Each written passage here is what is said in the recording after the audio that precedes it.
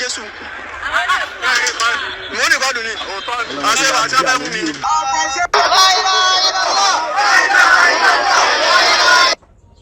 Kíta lùkù kọ́ wa lọ rè kó sí ojú ọ̀hún oníkálukú alánítà sí àfi sílẹ̀ lé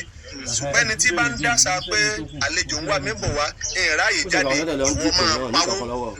torí pé owó tó ń pa ọjọ́ kan ṣoṣo báyìí ni wọ́n ìdáná sun àfi iṣẹ́ tó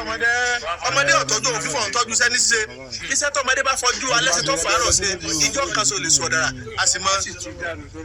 nítorí èyí gbogbo apáta oníṣẹ̀ṣe ẹ jẹ́ ká mọ̀ jí kiri ẹ má jẹ́ ká jẹ́ kó sú ẹ má jẹ́ ká jẹ́ kó rẹ̀ wá ǹjẹ́ ni tọ́wọ́ wáìtì báyìí pẹ̀lú fìlà ṣéjà wá ni mo wá jà bí ẹni kólẹ́sì sọ́run ṣéjà wá la wá jà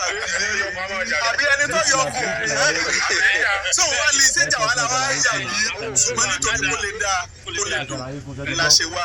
akíkàbèsí bàbá wa àràbà olùṣẹ̀ṣe àwa lọ́dọ̀ bàbá ọba Ọbàtálá à ń lọ sọ́dọ̀ bàbá wa ọba Díónà àwọn òǹkó eléyìí tí wọ́n sì dilẹ̀ ẹ̀fẹ̀ múnú nítorí pé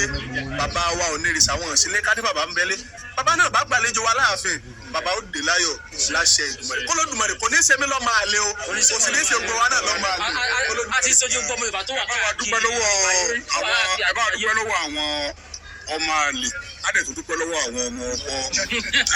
àwọn ọmọ àlè adúpẹ́ lọ́wọ́ yìí o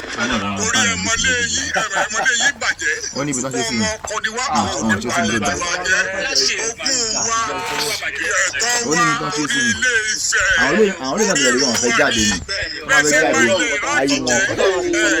wọn máa jáde tán wà á rí pé wọ́n sáré jáde wọ́n sáré wọlé padà.